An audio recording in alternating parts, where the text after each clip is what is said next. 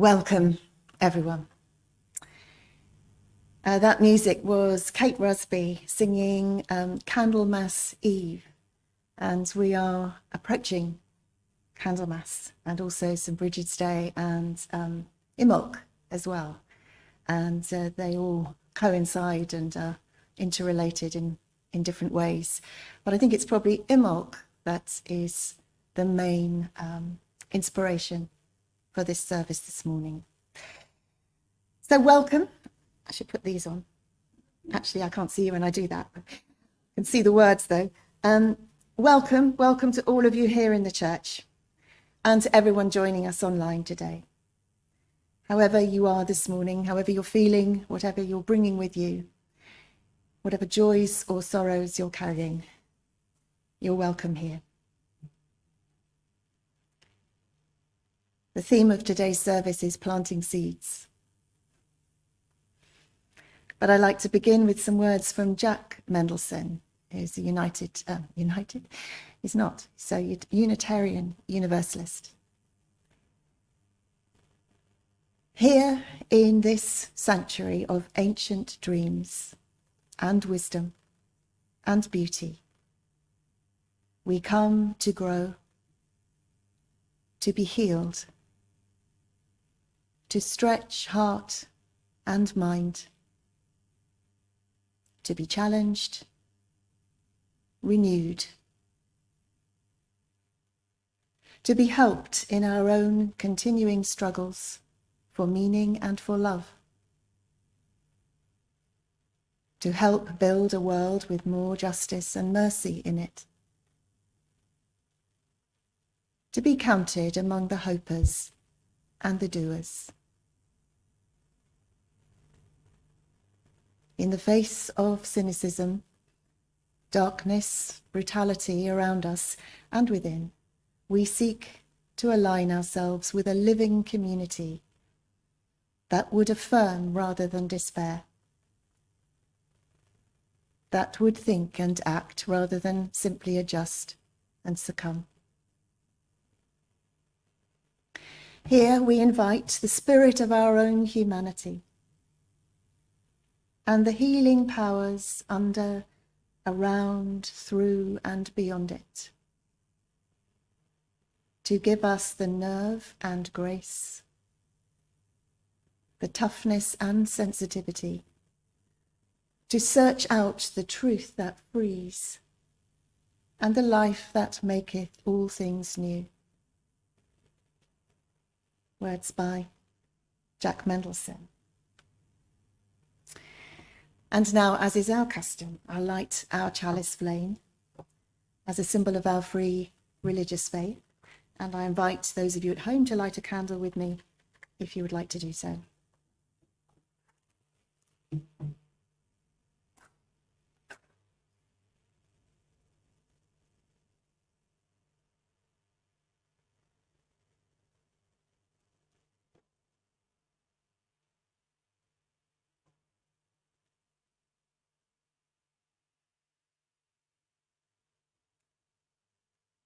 May our flame unite us. May it hold us and inspire us in this time of shared worship together in beloved community. Amen.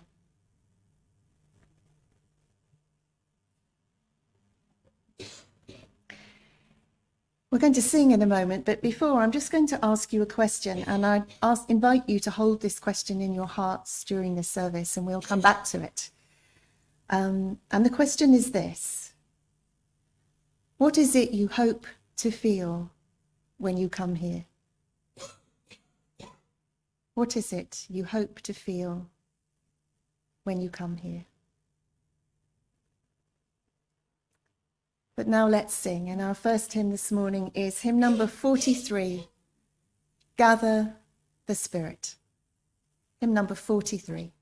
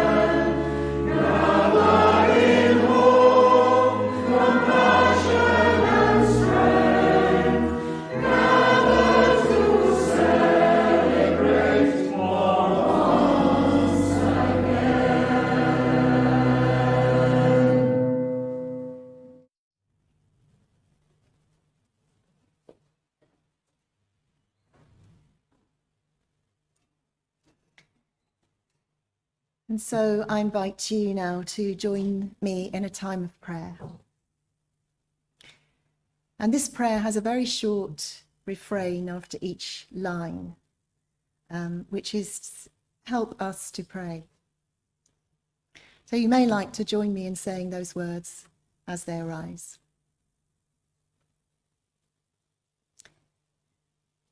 Divine Spirit, source of all, prayer is an opportunity for each of us to honestly reflect on our lives. Help us to pray, to contemplate our deepest values and concerns. Help us to pray, to be still and listen to the person we really are and the divine Spirit within us. Help us to pray, to access the pool of renewal, healing, and forgiveness, which is always accessible to us. Help us to pray, to gain the courage to step beyond our comfort zones and to love more fearlessly. Help us to pray, to give thanks for the wondrous gifts we have been given. Help us to pray, to share our hopes and concerns with other seekers of truth. Help us to pray, to be silent and empty our minds and allow ourselves to be filled with love and joy. Help us to pray, to let the divine Spirit flow through us. Help us to pray. Amen.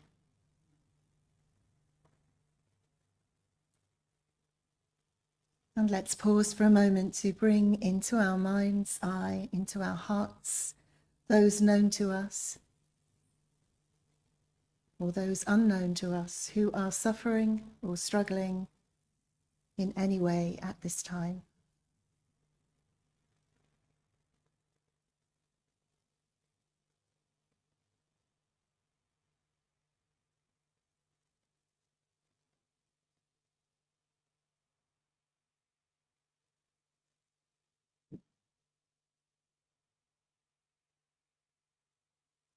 We pray for them and for comfort, for courage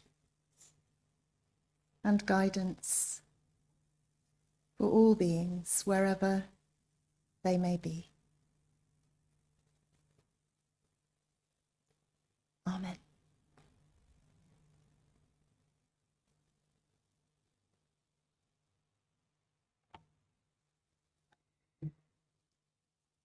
So we have a story and then a reading. So I'm going to share the story with you and then I'll invite Christine to share the reading. And the story is called Small Beginnings and it's by Margaret Silf, who some of you will be aware of. She's a Christian writer. She gathers stories from all around the world. There was once a young man with big dreams. He lived in a little cottage on the hillside. But in his dreams, he imagined living in a beautiful forest where he would raise a lovely family. One night, as he slept, an angel hovered over him and watched him dreaming of the great oak forest he would live in. The next morning, he awoke to find a perfect acorn placed at the foot of his bed. The next night, the angel hovered again and watched him dreaming of a fine flock of swans gliding on the lake in his dream forest. And the next morning he woke to find a small but perfect egg placed at the foot of his bed. The third night, because I think there are always three in any story, the third night, as the angel hovered, the young man dreamed of the happy family he would like to raise. And the next morning, just as he was waking, he heard a whisper in his ear, a simple word of love. Great dreams have small beginnings. A single acorn contains the potential for a whole forest of oak trees. A single egg contains the potential for a whole flock of birds. A single word of love contains the possibility of an entire dynasty of happiness. That's a story by Margaret. I think that's one she wrote herself, in fact, Margaret Silf. And I mentioned that we are approaching Imbolc, which is a Celtic festival of this time of year. And Christine is going to read for us. And this is an extract from Sacred Earth Celebrations by Glennie, Kindred, and it speaks about Imbolc.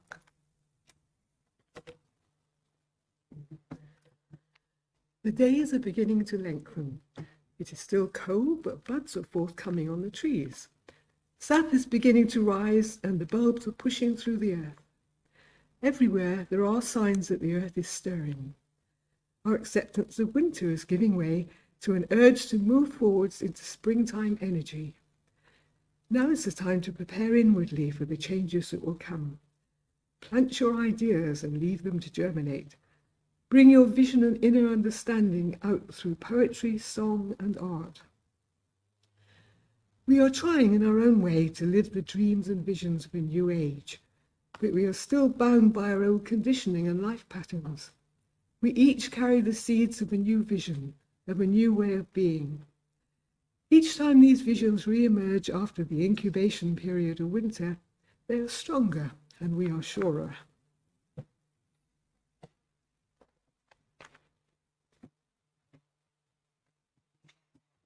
Thank you, Christine. Thank you for reading for us this morning. Now, I thought I'd introduce an extra hymn. I don't know whether that's good news for some of you and not such good news for others of you. But the bad news is, let me tell you the bad news. The bad news that there is no recording of a choir for this one. So you will only get the piano accompaniment. You will get the words, though, which would be a big help. It's number 98, this hymn, in the Purple Hymn Books, and it's called Love Will Guide Us. It does start with an introduction, so don't start singing straight away. I'll wave, no, I won't wave my, well, I think it'll be obvious when you start straight, yes. I'll try and bring you in. Yes, so let's hear the piano accompaniment.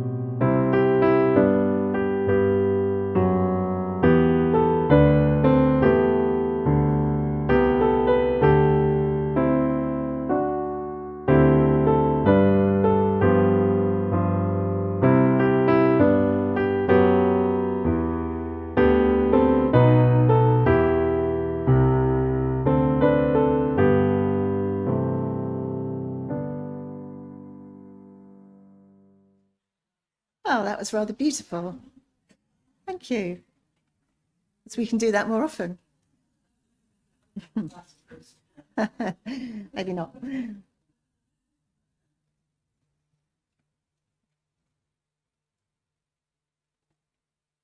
Let's come to a time of reflection now. And we'll start with some words to lead us in to silence and then to some music.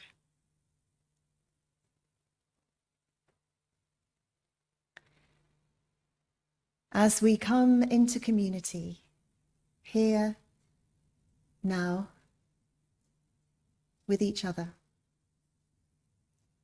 in this place, we breathe into the space between us, opening our minds and our hearts into this togetherness.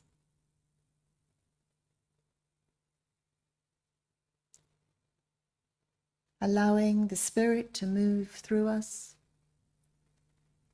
and among us.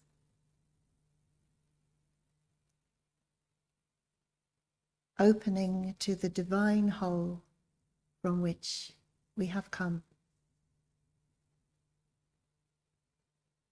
in which we live and breathe and have our being, and to which we return.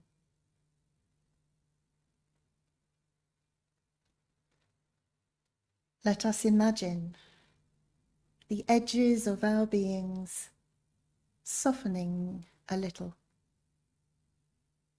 into this wholeness, into the oneness.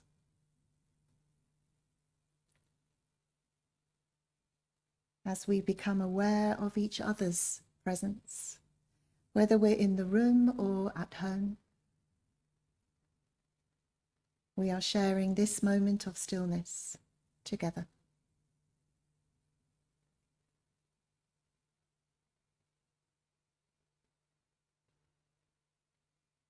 Let us be silent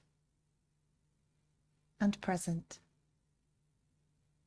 together.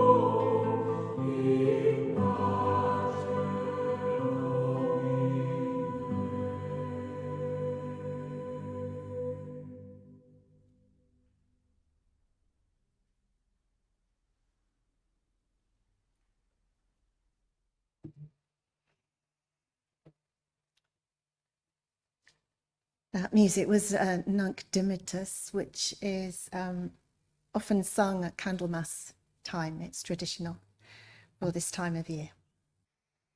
So just a reminder of the question that I asked you earlier, which is, what do you hope to feel when you come here? And I'll come back to that in a minute. So I've been ordering seeds. I have seed potatoes ready to start chitting. I usually rely on Joan Frost to remind me to do this. I've had to remember for myself this year, but I'm thinking of her. I have shallots and onions waiting, and I nearly collided with Delphine yesterday as I was walking up the street and she was hurtling down it on her bicycle. No judgment at all, Delphine. On her way to her allotment to plant shallots, I think, herself. Yes. So it feels like this week is really the time to get started. It's amazing how the weeks go by, I find, and very easy to miss the moments when things are meant to go in the ground. Although, of course, things are already happening without any input from me or anyone else. We can see snowdrops and crocuses beginning to push up through the ground, through the grass in the parks. We spotted, a few of us, some primroses and some crocuses, I think, in our own garden here. And Anne's daphnia flowering for the first time. Daffodils, but Anne's daphnia. It's been in the ground for a couple of years, I think. This is the first time it's flowered. It's not the first time. Oh, okay. Well, we won't have an argument about exactly when it started flowering. But my point is that this is a hopeful time, a time life that's been lying dormant begins to emerge from its winter hibernation. And it's a great time to start, or at least think about starting to plant seeds. I think many of us feel, to some extent at least, that we're in tune with the changing seasons as they cycle, and that we respond to the various invitations that they offer us. And those of you with an earth spirit bent will probably feel that particularly strongly. So it's a good time, I think, for planting seeds, and not just literally in our pots and gardens if we have them, and not only in our own lives, but there too, but also in the life of our community. Seeds that may come up and bear fruit, maybe not immediately, maybe never, but nothing is ever guaranteed. That's true of everything. But nevertheless, seeds of possibility. And once we've planted them, we may find that, in fact, they do begin to germinate. In our minds, in our hearts, in our imaginations and our dreams, rather like the man in our story. They may flourish in the way that we move and breathe and in the way we live together and support each other. A lot happens when we're not actually consciously thinking about it. And seeds, too, that we can nurture and nourish, water and feed, tend and care for as part of our being together and our promise to each other. And so to return to the question, what is it you hope to feel when you come here to this place? Or you might think of it another way. What do you hope others will feel when they encounter us? And I wonder, this is a bit risky, not too risky, I hope. I wonder if you might offer a word or just a phrase in answer to that question. If you're online, it's quite easy because you can put something in the chat box and then I can read it. If you're here, what I would invite you to do is just stay where you are, literally offer a word or three, and I'll read them out. I'll Not read them, say them. Delphine. Delphine hopes to feel better. Marvellous.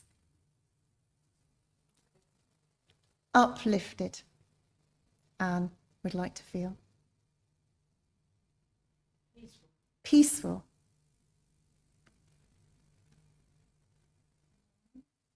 Belonging, Caroline says. Refreshed. Acceptance. Thank you. More spiritual. Inspired. Hope. Ooh. Sorry. Hopeful. Silent communication. Silent communication. People on Zoom are saying sharing love in community. Connection and hope. I hope to feel in harmony with everyone and everything. A variety of different things. Depends day to day. Anything else anyone would want to add? No expectations. Okay.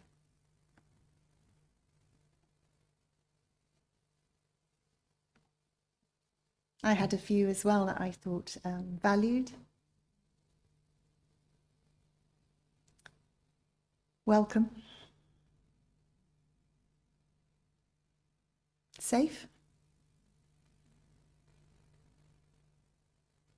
Curious.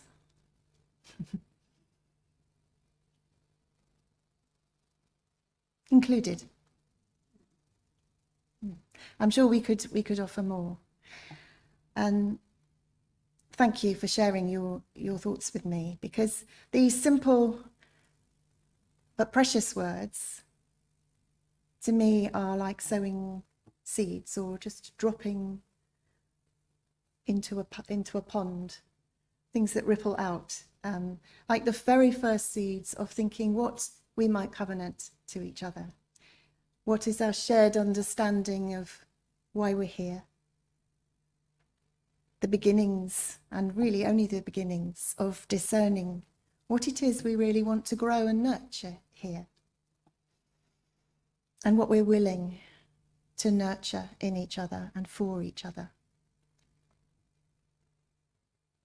So in some ways it's about noticing what we actually feel now, and also what we hope to feel when we come here. And what we hope others might feel when they walk through our doors or they join us on Zoom.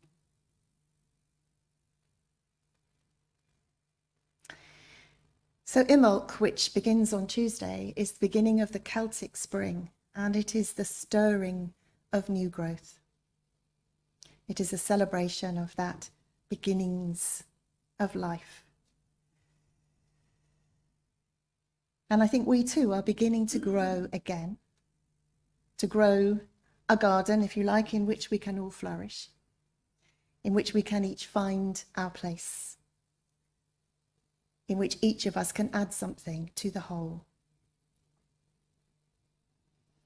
We're growing again, somewhere we can feel safe and yet also challenged at times, somewhere we can be accepted as we are, while also given space and encouragement to grow. Somewhere we can tend to our own spirits and also reach out to a hurting world.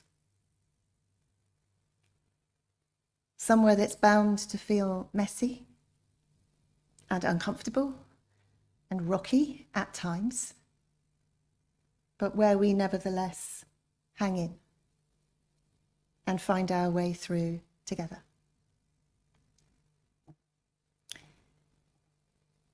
We do have difficulties to overcome, and we spoke of those at our meeting last week, but there is also much hope and promise and potential, and some green shoots already coming through. And I want to say thank you to all of you who have offered to help in many ways. And it's been very touching to receive those offers and emails and texts and various messages of support from people really offering something, from their hearts, and people who can't at this time offer something but really want this place to continue. And that sense of goodwill and hope and love, I suppose, that has come through. So I'm so grateful. I think we all are really grateful for those offers. Of course, we're not there yet, so please do keep them coming and know that they are very much appreciated. Because what we do now and the way we think now and the things we say now and offer now, all of these things are going to have inevitably profound effect on what we're able to reap later, just like what we plant now in our allotments in our gardens is going to be what we see growing later in the year.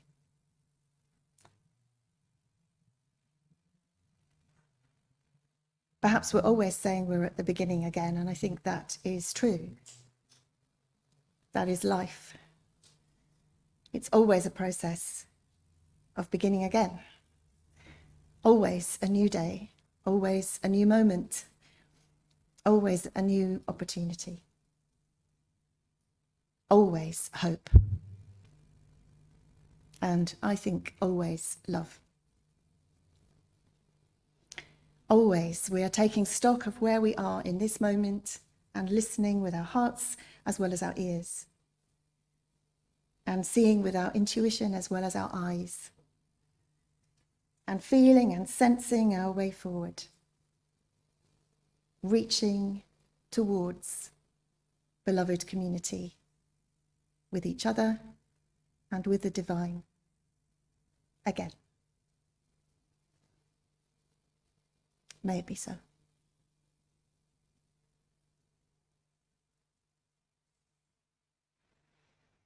We're going to sing our third hymn. I haven't said that for a while. This is hymn number 42, From the Light of Days Remember. It's a joyous hymn, and it's a hymn of hope, but it's also a hymn, I think, of commitment too, and what happens, the magic that can happen when we have a dream and we put our hearts into it. So, hymn number 42, From the Light of Days Remembered.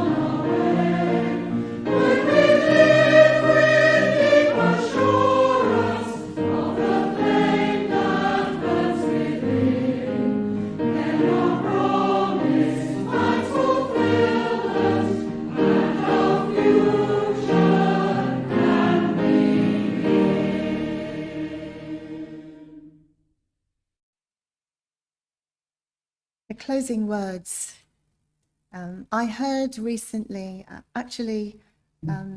spoken by Reverend Ant Howe at a memorial service for a Unitarian who you may not know. She was called Joy Winder. That name may ring a bell with some of you. But anyway, he closed with these words, and I thought I really liked them, so I scribbled them down. And here they are. If you came here seeking God, then may God go with you. If you came here seeking the way, then may a path be found. If you came here needing community, then may we be your friends. And if you came here seeking spiritual renewal, then may you leave strengthened in faith, renewed by hope, and touched by the experience of love.